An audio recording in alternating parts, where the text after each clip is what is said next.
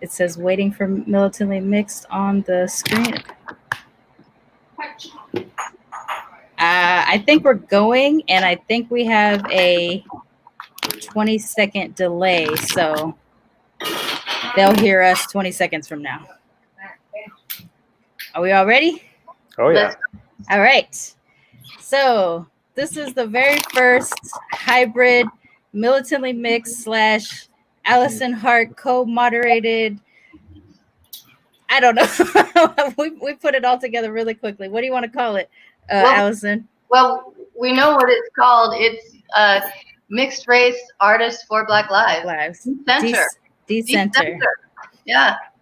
So we decided to get together pretty much over the weekend. We wanted to have a conversation about mixedness and being mixed Black in this current state of Black lives. We want to see, how we already have a comment. I'm such a goober. I'm sorry. Hi, Mona Lisa. Thank you for commenting. So we wanted to get together and have a conversation amongst us, people that create. Oh, I still have my fan on. People that create in mixedness and in mixed spaces, but put work towards Black lives.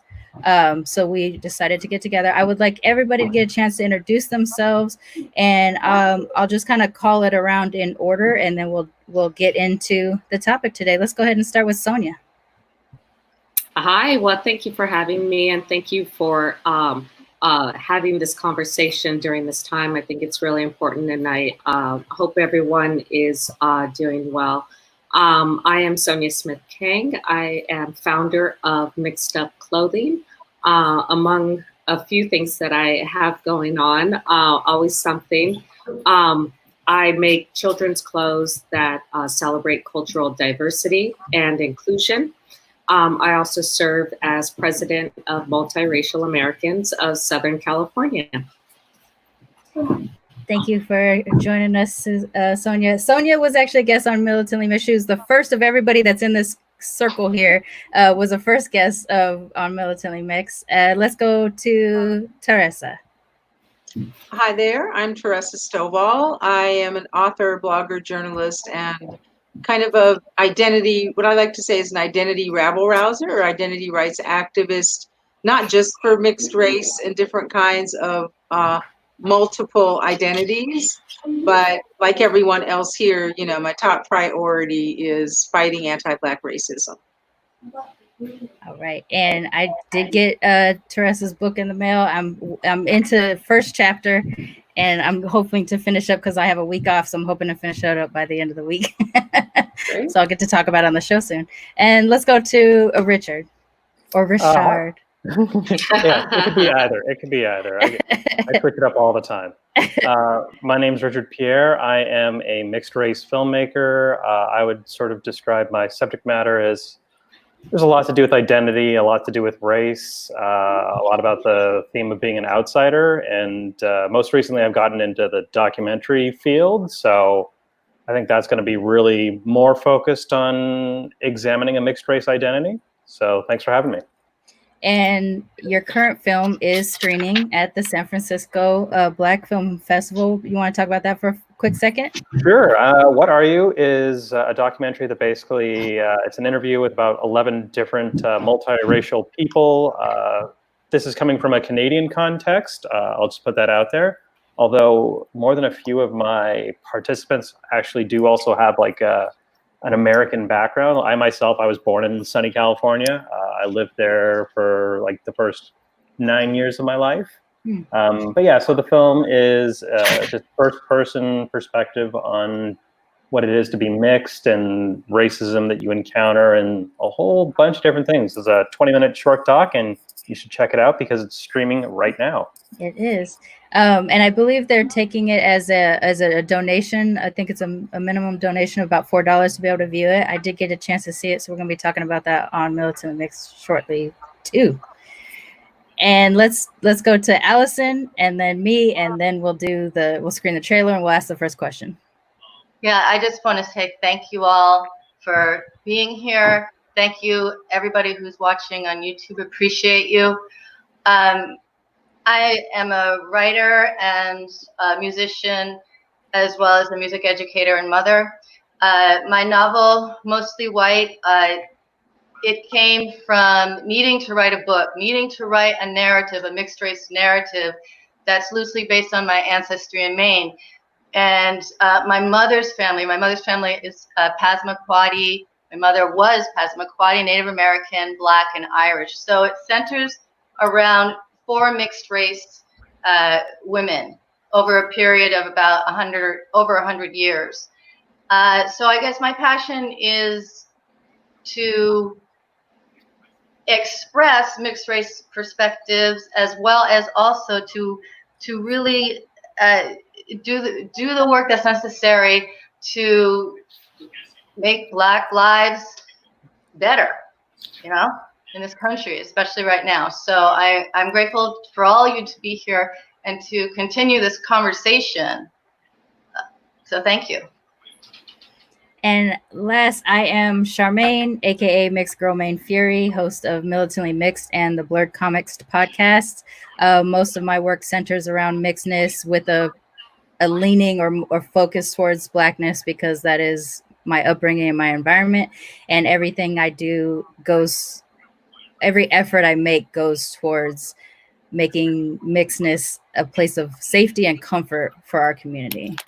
And I think with all of us here, we are all creators. We all have a mixed Black identity, and a lot of our work and a lot of our effort goes towards trying to make sure that not only are we comfortable within our own mixedness, but that we share that comfort, and we also encourage that comfort amongst other mixed folks that we encounter. I'm so excited to start this conversation with y'all. We wanted to be able to see if we can show the trailer for the What Are You film.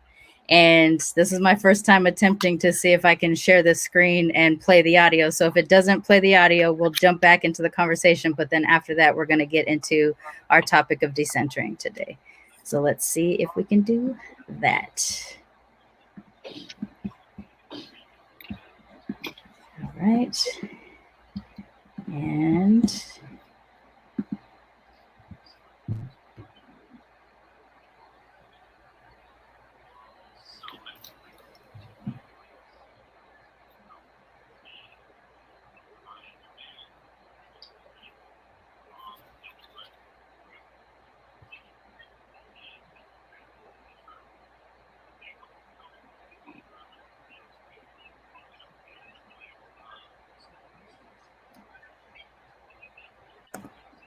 all right. I'm not 100% sure if that's shared, but but I think the audio did come through. Did y'all hear the audio? Oh, you didn't? Okay. All right, so that didn't work. Anyways, we'll have links to how to view the film, and links to everybody's books and companies will be in the description portion of the YouTube a little bit later on, if it's not already there for y'all. All right, so let's get into the topic today. We wanted to talk about decentering, and that can take all different types of forms. That can be decentering whiteness, that could be decentering our mixed experience in an entirely Black space. There's a lot of different ways that we can go into this, and we wanted to kind of focus on how we're doing it as creators. And for our audience who's listening to us right now, in case anybody isn't familiar with the term decentering, I just wanted to define it for us really quickly. The term decentering, it's about the displacement from a central position, especially of the individual human subject, from a primary place or a central role. So it's an attempt to lead with empathy. It's an attempt to view from outside of ourselves and to actually be aware of the other, whatever the other is and whatever circumstance it is. So I'm going to turn it on over to Alison so that we can get this conversation going. Yeah, so I did have the opportunity to see your film, Richard, and I was struck by the power of narrative, and also how it was really healing as a mixed race person to hear what everybody's story and everybody what they were saying was very engaging. So I encourage everybody to go see it. And I also wanted to kind of pull out a theme, a common thread that really is a mixed experience, which is this pain of not belonging. And that is with so much of being an other, being mixed, what have you, and standing on the border of groups. how it's the human need to want to belong. That's just part of being human, and how that we cope with that. It's painful, yet there's also, what I've come to realize is that we're very skillful. We're very skillful at decentering. And so with a thought, or with that understanding, and fleshing that out, that albeit this is painful, that we are constantly engaged in the world as, on the border in so many ways, right? To turn that around and reframe it as a skill. So with this decentering skill, it leads us to the question, as mixed race Black artists, how can we use decentering as a skill in support of Black lives at this current stage? So just open it up for discussion, and feel free to chime in. Who wants to go first? Sonia, do you want to go?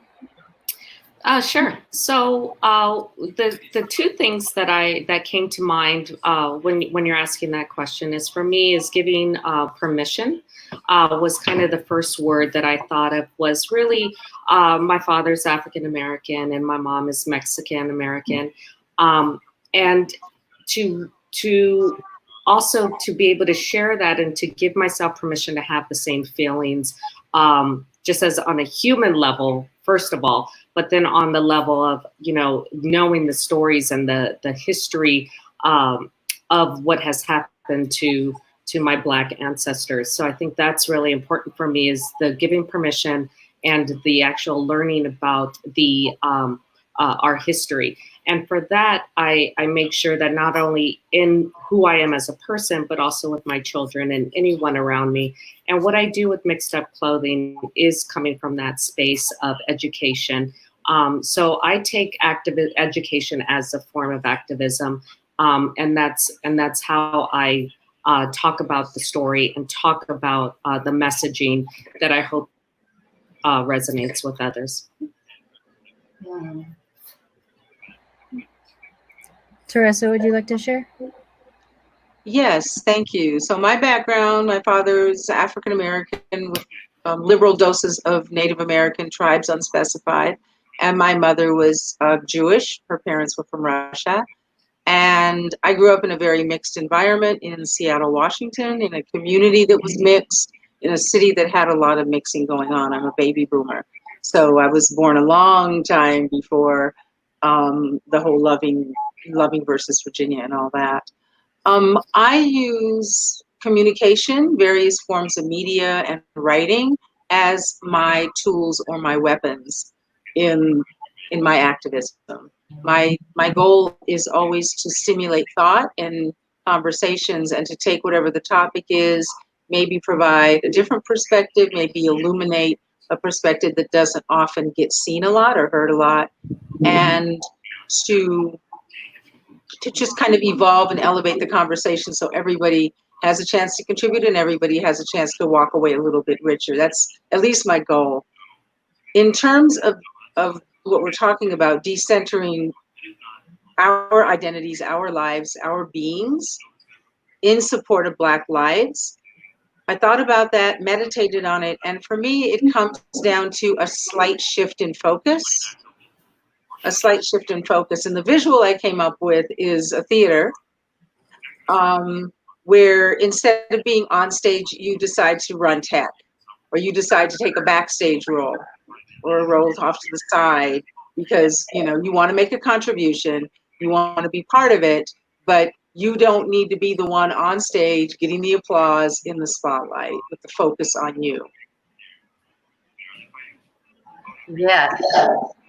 I love that. Backstage. Mm-hmm. And yeah, Richard? I think that's a great sort of way to look at it. Like, that's my perspective. Like, a lot of the time it really is, instead of being at the front of the march, you're somewhere maybe towards the back, towards the middle. Like, you don't need to be right up there center stage, having the spotlight shine on you. But I mean, it's also, I think the whole mixed identity is you're always sort of potentially ping-ponging between the two worlds. So in some cases you are at the front of the march. Like when you're dealing with your white family, you might be at the front of that march, versus when you're in, you know, the Black space, you might be at the back of the march. Does that make sense?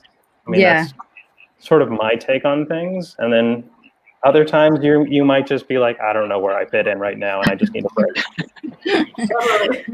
It can be exhausting trying to figuring out what time is it right now? Is this the be in front is or it be time in the for back? me to start being loud, or should I let someone else be loud and just amplify that voice? Mm-hmm. It's kind of what TaRessa, when I was talking with you on the phone, you're like, read the room. You've got to read the room. And I thought that was brilliant. It's like, yeah, we need to read the room. And we're good at that because we're sensitive to what spaces we enter, because we have to be to survive this experience, right? Exactly. Yes. Yes. Yes. I saw a video, like one of those TikToks whatever the kids are sharing these days, that was at one of the protests where like there was a white woman that was kind of directing traffic, like, you go there, you do this, you know, and just a regular protester that was kind of going along the march stopped her and goes, who's the Black person in charge here?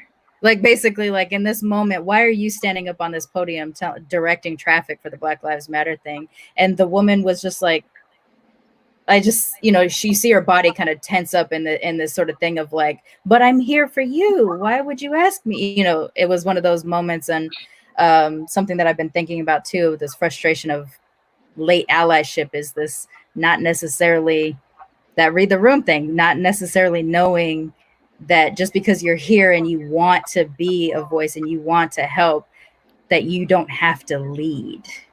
I guess in the terms of that specific white person at this march. But in our cases, there's times when we don't have to lead. Like we might be the bridge to maybe a white audience to understand us a little bit better, but it's not always our time. And it's hard sometimes to know those moments. For me, it's hard because my face and skin tone don't match my identity, because I grew up Black and I didn't know I wasn't Black until somebody told me I wasn't Black, you know, until I got 15 and someone was like, you know, you're a little pale. That's the first time that I realized that I wasn't Black enough for certain groups. And I would have to try to figure out, when are these moments that I'm supposed to speak loud and when not. And it's sometimes very difficult for me because I have a predominantly Black identity, but I don't have, you know, the skin tone to match. I do like that idea of the theater though, too, because so many people have to be behind stage to make a production work. And sometimes we can be those people, and it's perfectly fine to do it. I really like that. I think that's the best. I think that is like the best image that I've heard about that. I think too, there's a lot of conversations among, well, younger than me, mixed race people, because when I was growing up, mixed race, there was no tangible existence for it, right? I mean, you could be mixed, but you know, you were basically going to be shuttled, and if you were mixed with Black, you were probably going to be shuttled Black. Society wasn't doing a lot of navel gazing. Nobody was really doing an analysis. It was like, if you got Black, you're Black, because we were still very much on the binary. This is the 50s, 60s, and 70s. This is a long time ago.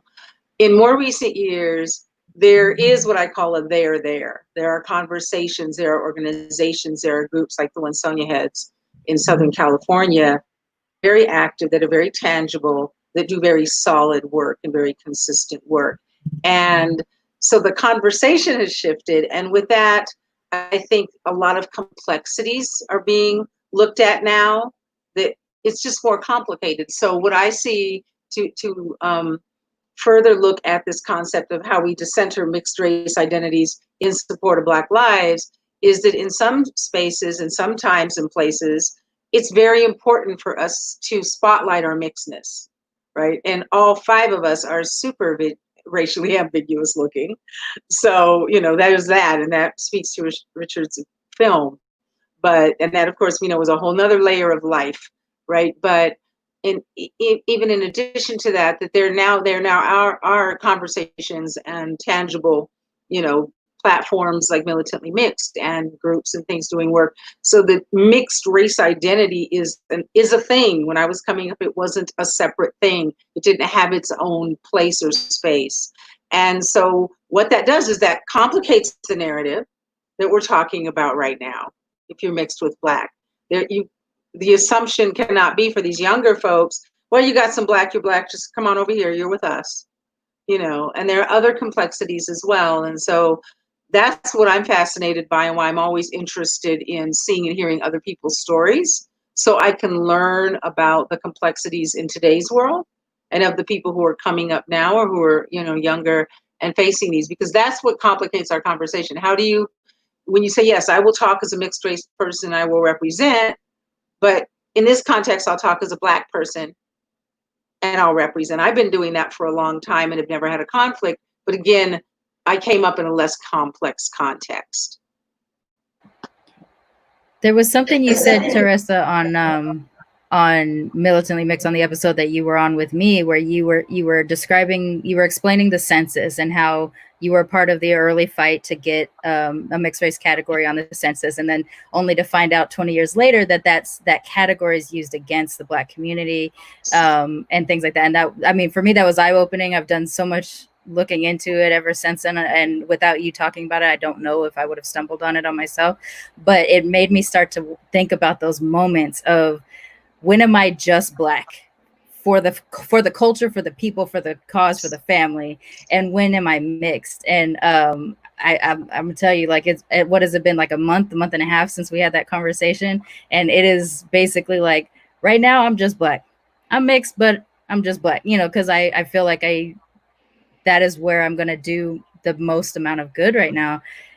And if not for that conversation, if not for being able to have access to you because you wrote a book, and because you wrote a book, I now found you and have access to you. I don't know when I would have been able to have that conversation that opened up that idea for me, like in such a positive way, like actively changing, giving me permission to code switch when I really need to, versus being forced to code switch because of a situation, like letting me have the choice in that, I think was really good about that particular thing. Alison, did you get a chance to talk about you're on mute, and we have to make sure we're muting. Yeah. Oh, here I am. So a word comes up for me when I think about engaging in Black spaces like Black Lives Matter or what have you. And this is the word: backbone. Like, I gotta have my own backbone. Like, I can't go there needing something around like my mixedness need to be seen or whatever, you know, like, so how do I get that backbone? You know, how do I go into those spaces and really be present and really be there, and in the ways that that Richard pointed out, that sometimes you're in the back, or, you know, and I think that takes ego strength, and I think that takes also back to storytelling, back to the storytellers that we are, whether we're telling through clothing or what have you, right? You're educating and telling stories. Is that I need to be in places of mixedness so I can feel that connection, so I can have that sense of place and belonging, and then I can go out in community, and then I can show up without needing something. Does that make sense? Like, in other words, show up with a backbone. Are you talking about the validation that a lot of us seek when we're trying to be validated by Blackness or whichever? Yes. Group? Yes. And so that one word comes up for me.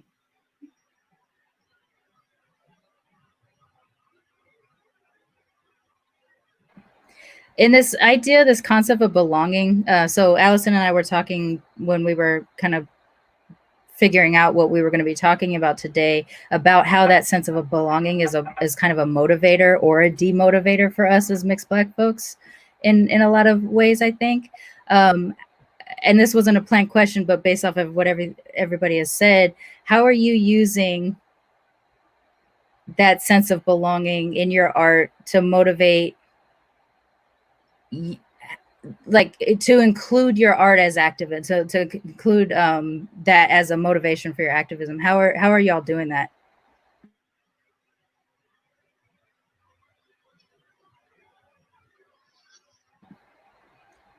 Anybody? I forgot to mute again. I'm sorry, everybody. But I can answer. I'd like to answer that just briefly. Is that I really delve into history in my work. So it's a historical novel, mostly white, and it starts in 1870. And the character Emma, she's Black and Passamaquoddy Native, and she's in a residential school in Maine. And I had to do a lot of research. You know, I didn't want to. You know, it's if I'm going to write something, I need to set the stage. I need to know the setting. I need to know what's going on, and so it requires a lot of research. So I feel like, along with telling a mixed race narrative, I'm also teaching history, and I'm also frankly learning history because the way it was taught in our schools. So yeah, I guess that's how I can contribute through my work. Through my novels. Right. Mm-hmm. Sonia, when you had the idea for Mixed Up Clothing because I remember our conversation was about both sort of telling a story through the clothing, but also investigating perhaps somebody's identity through it. Can you talk a little bit more about Mixed Up Clothing and how you use that? Yeah, for Mixed Up Clothing, it was really about telling a story and getting conversations started. So when I was having I had my 2 younger children, I was a critical care nurse at the time. And so what I was really trying to do was give them something for themselves as, you know, my husband is Korean, so they are, you know, part him, part me. And what I was really hoping to do with the clothing that I was making for them was so that they could wear it every day. You know, plus there wasn't anything in the space. So I started Mixed Up Clothing for that reason. I sourced fabric from all over the world, and each one comes with a little card that tells the story about the culture. And, you know, my whole thing is learning about somebody else. I just love talking and finding out, you know, discovering their history, their customs, that kind of thing really, really excites me. And so that I found in the clothing was really trying to figure out a way how to continue that story, how to continue the learning, and how to build friendships. And I felt like the one way we could do that was really trying to discover what it is that is similar, as well as understanding the differences and appreciating the differences from that end. One of the things that I wanted to make sure that I did was also have a community for my children, and that's where MASC really, really came for me. Was really finding folks that were multiracial or had transracially adopted, or you know, were allies. And so for me, it was a healthy combination of learning with activism and advocacy in that same thing, which is what I felt we were doing really well, and that was trying to make change. And so whether that was always kind of sending messages politically, or our work with the census, or even from events that we were doing, everything had a meaning, and everything was about learning and teaching one another.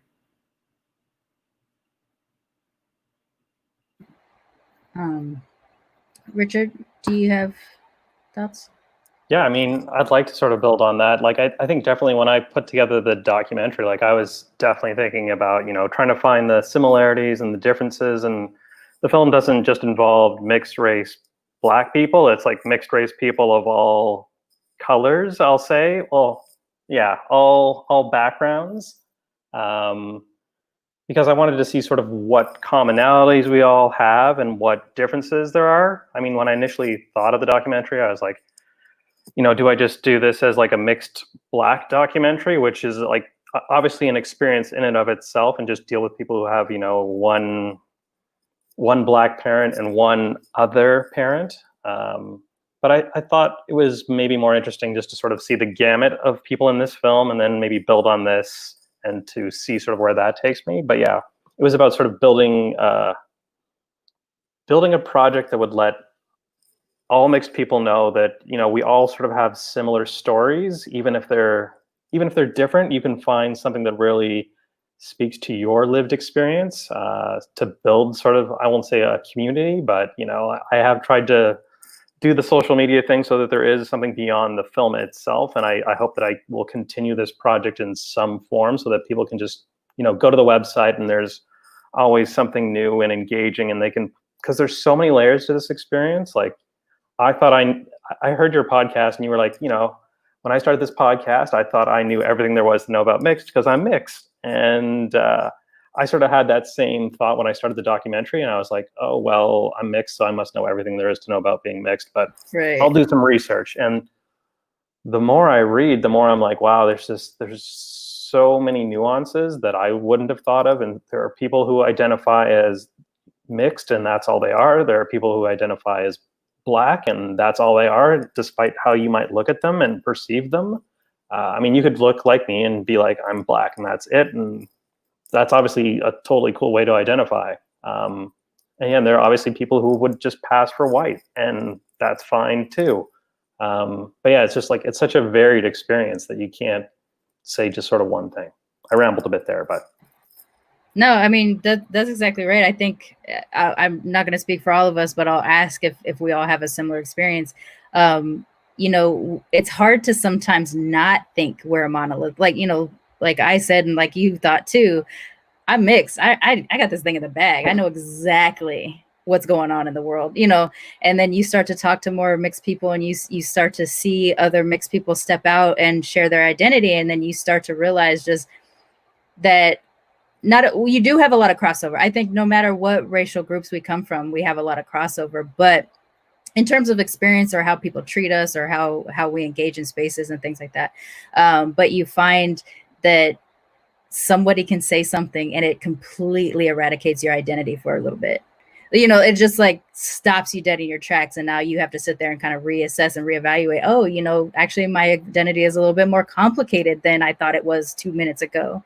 That's something that's happened to me multiple times during the Militantly Mixed process. And I imagine possibly all of you, as you've investigated whatever art platforms you're doing, that this kind of stuff happens too. I don't think it puts us on shaky ground, but like Alison, what you said about, you know, kind of sloughing away the ego, you got to let yourself do it. Like, you got to let yourself go through it, no matter how painful it is and how traumatic it can be sometimes. And sometimes it feels good as hell, and you feel like you got a village and you got a tribe and you're here to go. Like, I feel that when I engage with anybody through the show. But sometimes it's just like, I don't know, you know, you just sit there, you just like, I don't know. But having that ability to like let your ego go and let your experience happen.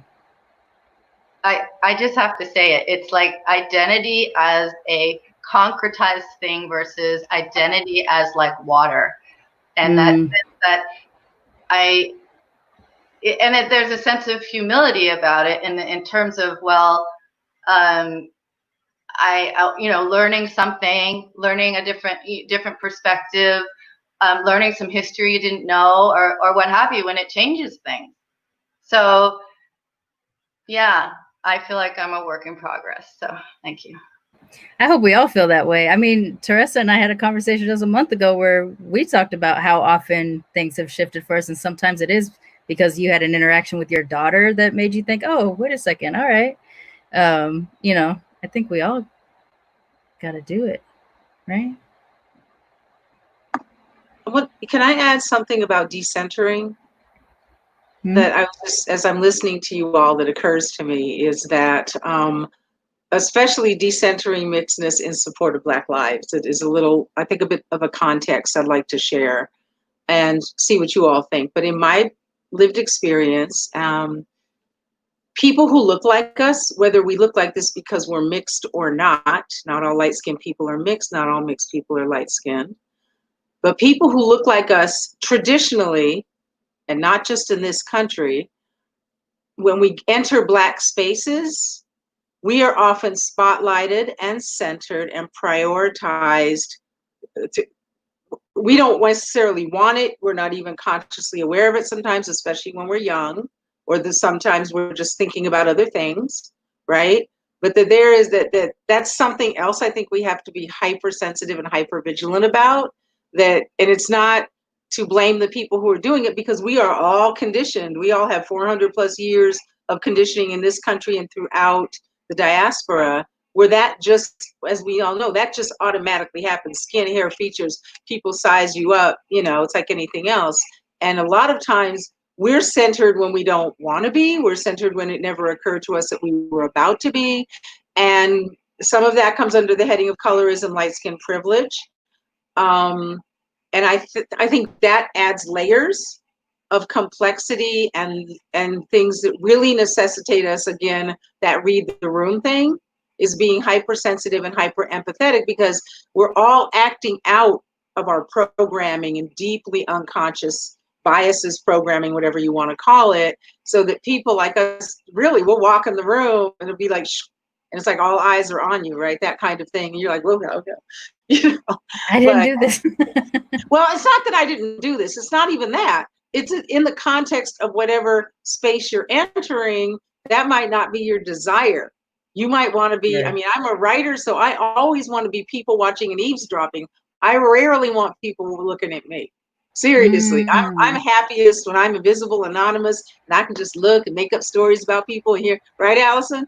I rarely want the people, but what I've learned, and I've worked in a lot of Black spaces throughout my life. I've been privileged to do that. So I'm super hyper aware of that dynamic. And again, it's not personal. It's not personal on the part of the people doing it. It's not personal towards me. It is how we are programmed. I just wanted to bring that up as a context for us to maybe chop up a little bit, because in our consciously decentering our mixedness and some of the things that come through it with us as specific individuals, I think that's a more complicated, sometimes prickly part of it. But that, to me anyway, and in the work that I do in the spaces I enter, I try to be very, very conscious. Sometimes I'm not. Sometimes I'm spaced out thinking about something else. And then when it shows up, I'm like, oh, okay, wait. And it can be uncomfortable. But I wanted to bring that up because I think to decenter mixedness, to prioritize Blackness, we have to keep that context and history in mind.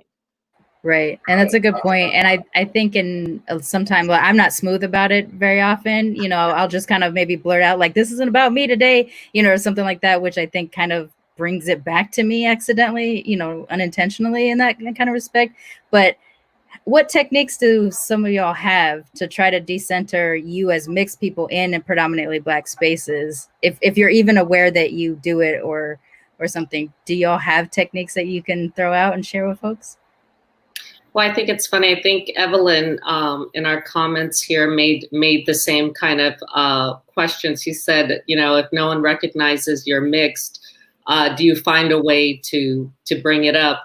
And I know I've done that, for sure, whether it's code switching, whether it's, using the vernacular of the community. I know I've definitely have done that. And then there's other times where I go in unapologetic and, we'll say, this is not, if you are upset with me, this is not an issue I choose to carry. And so it depends. So I when I'm in Black spaces, I am Black. So, I don't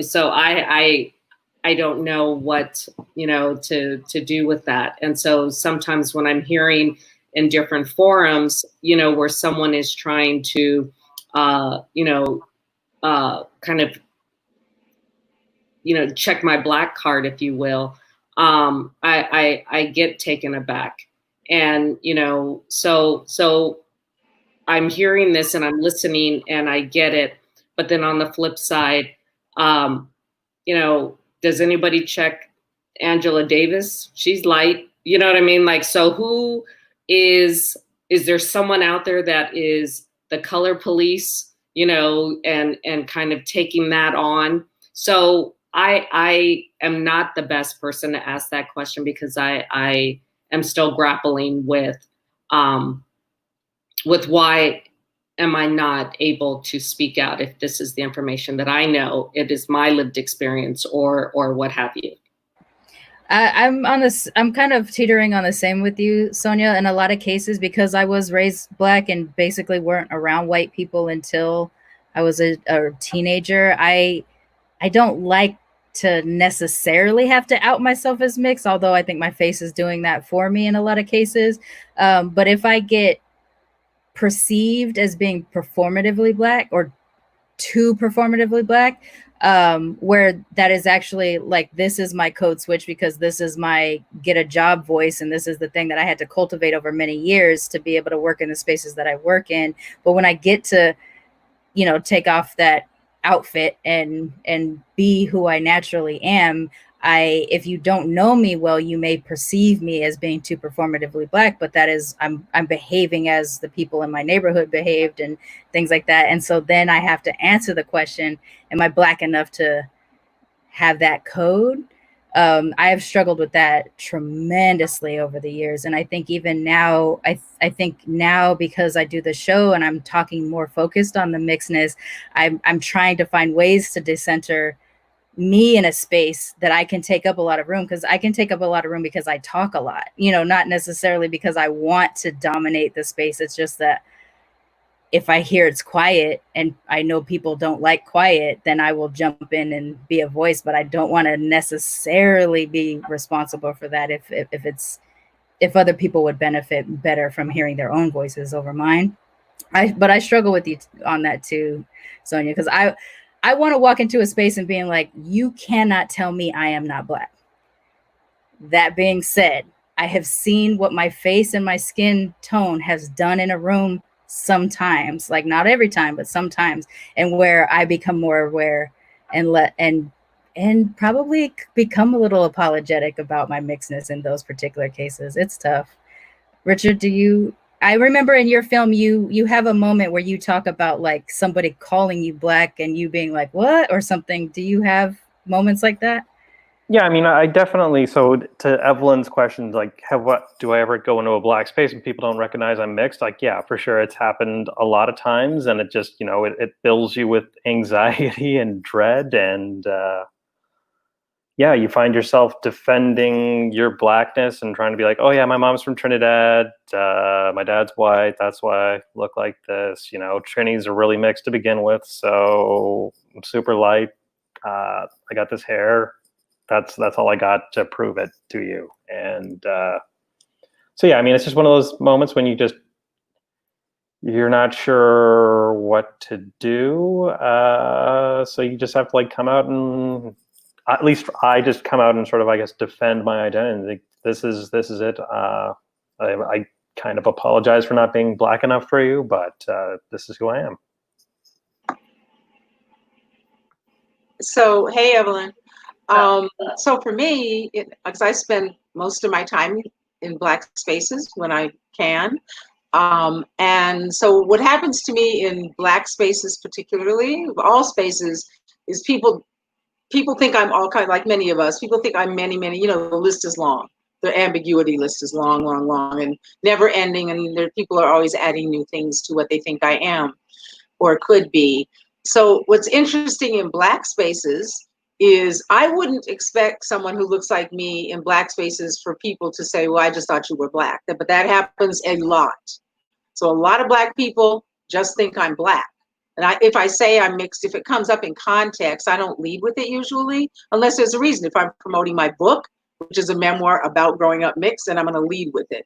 If it's not that relevant, I'm probably not going to lead with it, because I tell people the only thing ambiguous about me is my appearance. I'm basically a Black person, you know, with all the variations thereof, but I'm a Black person. If you're going to put me in a category, that's where I live.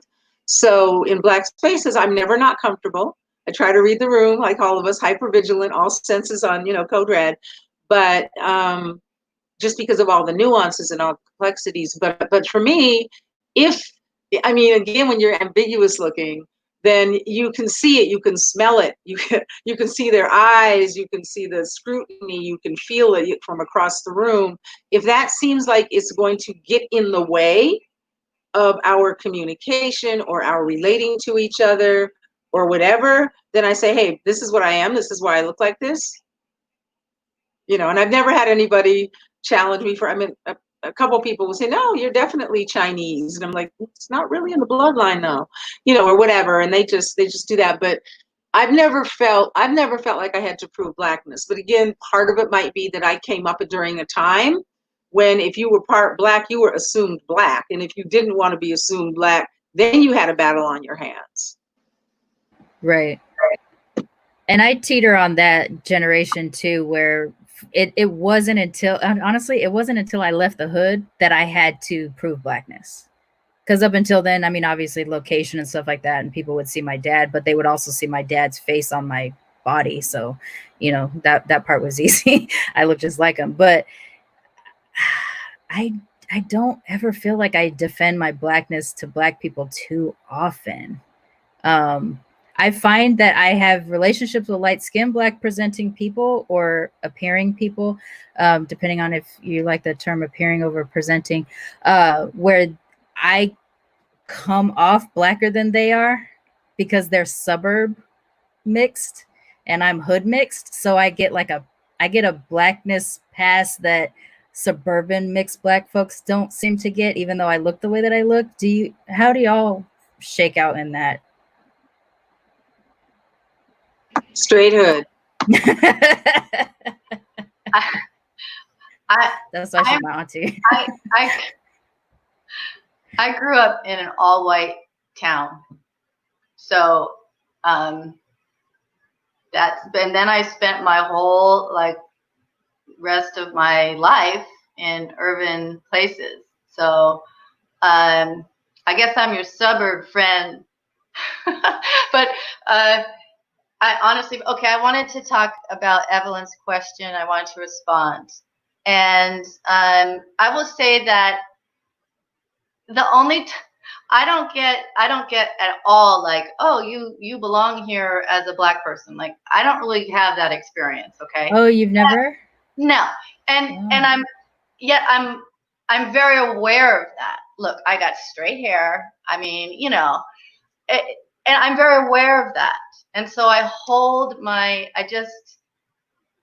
like it's just about respect. It's like, and this is again part of my way of dealing with mixedness, is that I just enter places and I kind of wait and I just watch and I'm there and I'm holding who I am.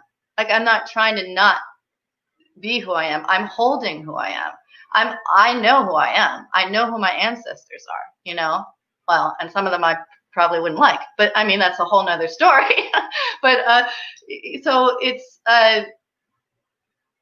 yeah, and I think it's, yeah, if I'm with my black, if I'm going to a black space, I'm with my black friends, what have you, maybe that's different, you know? But I don't know. I'm not a mind reader. I don't know.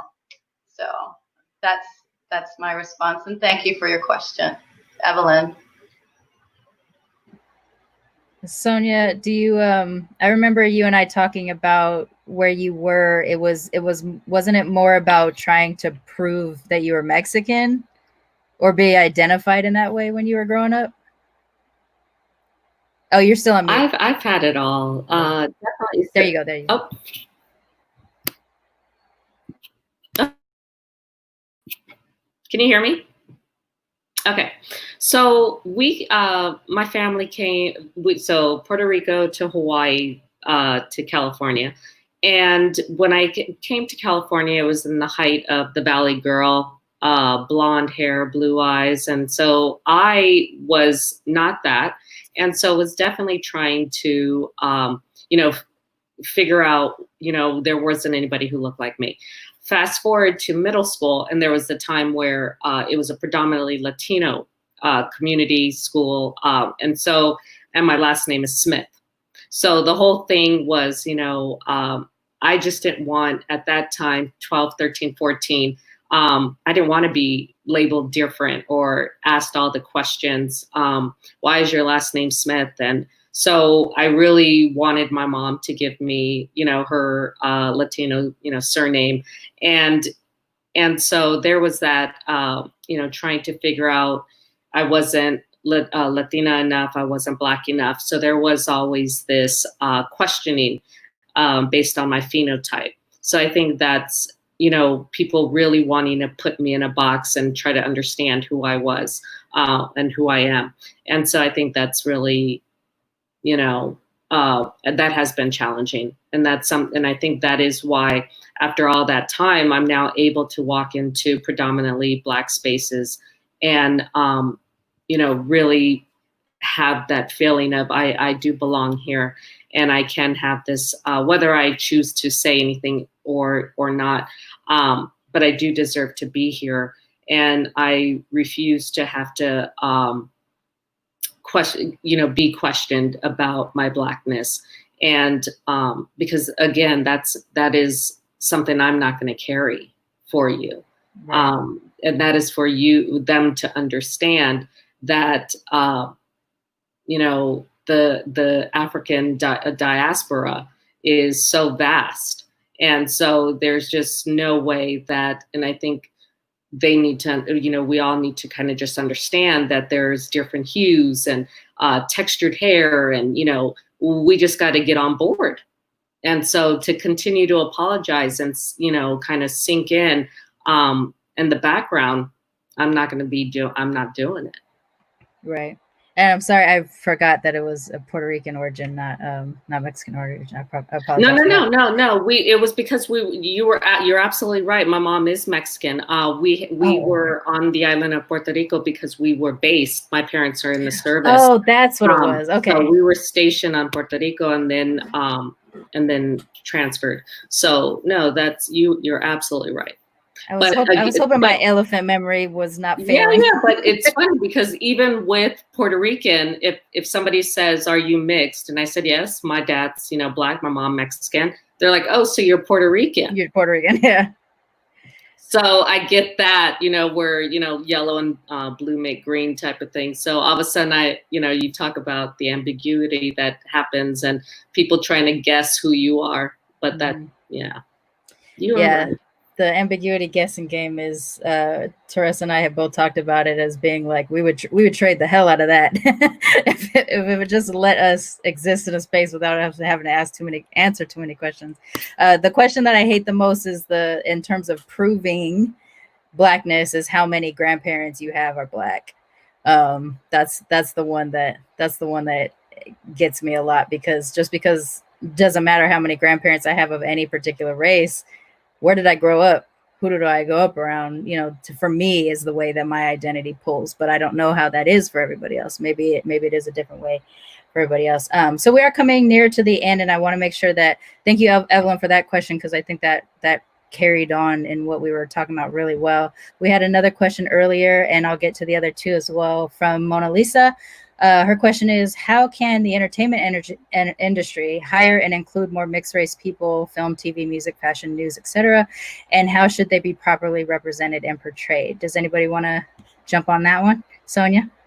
Yeah, I love that question because, again, it speaks to, some of the things that I'm dealing with mixed up clothing is really trying to figure out, one, the challenge is and always in how we're kind of facing whatever, whether it's getting in front of a publisher or getting in front of a movie studio to play do our films, is you have to have those numbers. So first, I would definitely say come armed with information, come armed with research. Pew Research is a great one.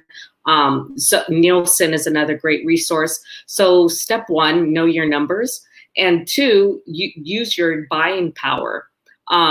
If I'm in a store and there's brown babies or Black babies on a diaper, pick the box with the Black or brown baby, because that translates into I see if I continue to use this kind of branding that I'm going to get higher returns. So it's those kind of things that we really have to be intentional and cognizant of, and then make comments on these pages. There's on their pages on CBS Studios or any of the studios, when be social about it and make those kind of comments that say what you want to see, and tell, the work MASC is doing behind the scenes is part of this, because we are in Los Angeles, and that is, our backyard, is really letting publishing houses and movie studios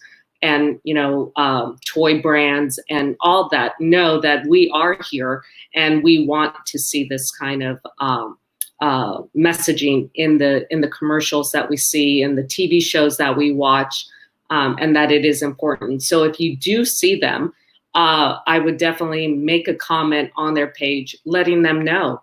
So that's how they respond, whether it's through their numbers and the responses, engagement on their platforms, and in their pocketbook. So we have to let those be known. Right. That's a good tip about the subtle purchasing of like the diapers with the brown babies versus the ones with the white babies. It's just one of those little things you don't think is something that they're calculating a number off of, that they absolutely are. I think that is a really good tip. I would jump back on that. I removed outside of the film industry over the last couple of years because of how difficult it was to be hired. But one thing that I would say within the film community is that we try to bring on as many of us as we can on a project if we have any power whatsoever. So if you're in a position of hiring in any way, shape, or form, make sure that you do actively seek brown and black people to be to be considered. Like, even if you're not the person who's deciding, put their resumes in front of the people that you build the relationships with the hirers so that you can put those resumes in front of them. If they trust you and your work and you're recommending folks, you'll get more people. You'll start to see more black and brown faces on productions. That's what, me and the collective of people that I have worked with before, we tend to work with each other on many projects because one of us gets to the door and we jam a wedge through that door so the rest of us can get on through. The other part is maybe be very, very vigilant about when a mixed race character is necessary versus when a monoracial person of color is necessary. You find that a lot of mixed race people might get in on a role that is an entirely black family, but you have this one mixed person. Even as a mixed person, and I want to be here for the tribe and be like, yes, we're in there.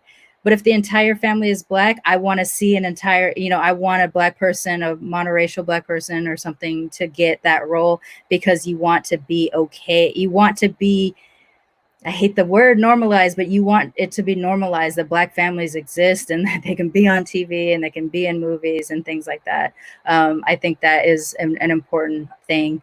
And again, continue to vote with your dollars in every way that you can buy a movie ticket, even if you don't think you can go. If a black movie is not in your region, buy a ticket for that black movie in another region. Maybe give it to somebody in that area if you can. That's a way to vote with your dollars. Hopefully you'll have access to that movie down the line somewhere else. But when I lived in Bridgewater, Massachusetts, I couldn't see black movies very often unless I went up to Boston. So I would buy tickets to black movies in Boston. And if I decided I was not going to take that train up, at least that ticket got bought, at least that was done. So anything like that shows that like black audiences need those movies, they'll know through dollars. Sonia, you have something else? You just hit something, and in talking about Richard and TaRessa and Alison, all your books and your podcasts, I cannot stress the importance of shouting out these, these folks. You have to be able to buy these books, watch these documentaries, listen to these podcasts, share the heck out of them, buy the clothes, because once they see us growing, they're going to be like, wait a second, let me get her on this tour and his film here. Right. We have to be supporting one another, as well as the folks that are, doing the big studios and doing all, whether you're self-published or otherwise published, we need the support, and we need the Right. support of everybody. So shout from the rooftops when you have creatives and makers and of color that need our help and need our support and need us to buy these books. And where's your book, TaRessa? Put that thing up. Yeah, those links are going to be definitely up there for everybody. Absolutely.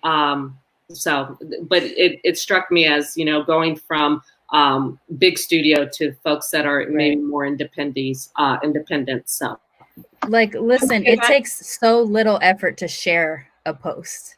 Can I just say a quick thing? Sorry, TaRessa. Yeah, go. I'm sorry, to build on what Sonia said, because it's so brilliant, and on what you said, because you saw me getting all excited when you talked about characters. Like, can we just let Black people play the Black characters? You know, but I think that the work that all Black people play Black, please?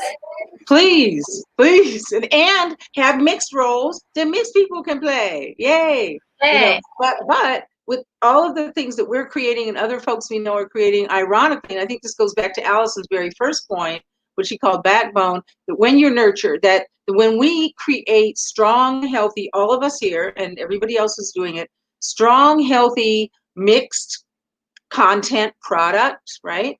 Clothes, entertainment, whatever we're doing.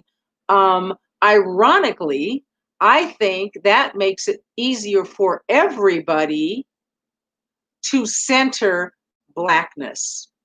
I don't know if this makes sense, because if we're strong and we're defined and we're here, not in an adversarial way, not you're mixed or Black, but the stronger we are, we have our podcasts, our books, our clothing, our organizations, and our films, and all of those things, then a strong Black identity. That's what I'm getting from a lot of the people reading my memoir.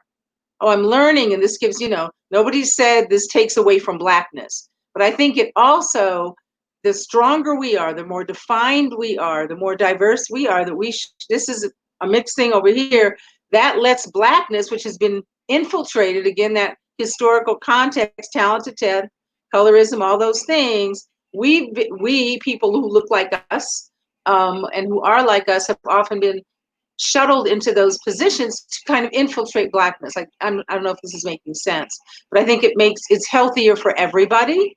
And it allows us us and the world to decenter us when we should be decentered, and to center Blackness when it should be, which is, of course, what's happening now. Right. I just want to say yes. I just want to say thank you, and Sonia, thank you, and you know, I think, Sharmane, we had a little talk just about how, you know, we don't have to be competitive. You know, we can work together here, and like what you're saying, shout each other out, you know, and what you're saying is, like, if it's a mixed identity, then this is us. Like, we don't need to go ahead and play that Black character that's supposed to be Black. You know what I mean? Because we got our own stuff. Is that what you're talking about? Right, exactly. Like, I mean, even though I identify more with my Black side, I also know that my Blackness is flavored with Japanese and flavored with the British whiteness, and I have to deal with what that does to me in certain times in different spaces. So am I qualified in that moment to play a Black character, or to fill in the blank for a Black character because they want someone that they can kind of like the Diet Coke Black? Like, I'm not going to play Diet Coke Black. You know what I'm saying? Like, I'm not going to do that to my folks, and I'm not going to do that for my own self-esteem and my own, you know, everything that I need in my representation. I want to represent for mixed people. I also want to see Black people lifted however much I can, because I know that the beauty that I get to see that the world doesn't get to see, because both they don't have access to it or their access is being denied to them. I'm not fucking with it. I'm not going to let that happen. I'm going to do my best and do my part to try to make sure that I uplift Blackness, but also uplift us, because we have different spaces. It's not a pie. You know, like you said, it's water. You know, it can flow. It can be. There's so much time. Yeah, we're past the time, and I'm sorry because we have 2 more questions. And I know, like I said, didn't I say it? I said I would go 3 hours if someone didn't tell me time. So thank you everybody for participating. Does anybody want to drop some last words? For T and Janice, I'm going to put in some comments later on to respond to your questions, because I think those are some good questions too. But does anybody have any last words before we wrap up today? I just think that, to wrap up what we were just talking about, and this is what Alison said in the very beginning, so we're coming full circle, the stronger each group is within their own identity, their own backgrounds, their own truths, their own voices, their own visions, then when they come to the table with others, they're bringing quality, they're bringing value, and they're operating from a position of strength, so they're able to give from a position of strength. And I think that's what we're all aiming for.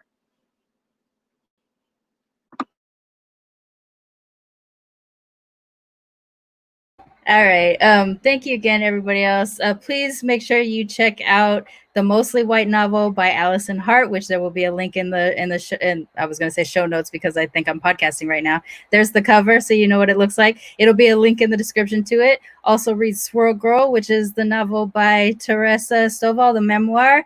That is also self-published, so make sure you support Auntie TaRessa on that.